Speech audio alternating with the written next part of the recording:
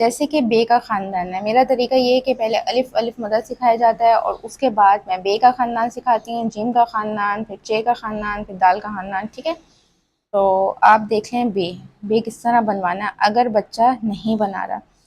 اگر بچہ بنا رہا ہے تو یہ 3 نقطے کافی ہیں، لیکن 4 نقطے پہ آپ بنوا سکتے ہیں۔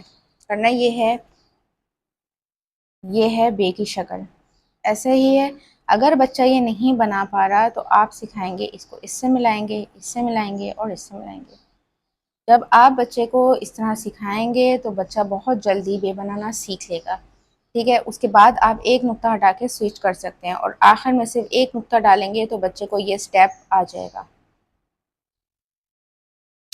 جب آپ جیم کا خاندان سکھائیں تو آپ نے چاروں حروف ایک من تک لے کر چلنے ہیں، جب تک کہ بچہ اس کو یاد نہ ہو جائے کہ جیم چے ہے خے سے کیا آتا ہے اور وہ کیسا بنتا ہے۔ اور یاد رکھیے گا کہ جب نیا خاندان آپ حروف کا انٹروڈیوس کرتے ہیں تو جو پچھلا خاندان ہوتا ہے اس کی 1 پیج رائٹنگ لازمی ہے، ورنہ وہ بچہ پہلے والا بھول جائے گا۔ یہ بچہ بنائے گا جیم، چے، ہے اور خے۔ یہ ہو گیا جیم، چے، ہے، خے کا خاندان، ٹھیک ہے؟ اب آ جاتے ہیں ہم رے کے خاندان پہ، ٹھیک ہے؟ تو رے کا خاندان میں نے اس طرح بچے کو سکھایا تھا، دیکھ رہے ہوں گے کہ آپ نے میں نے ڈاٹ کیسے ڈالے، 3 ڈاٹ ڈالے، اس کو اس سے ملائیں گے، اس کو اس سے ملائیں گے، یہ بن گیا رے۔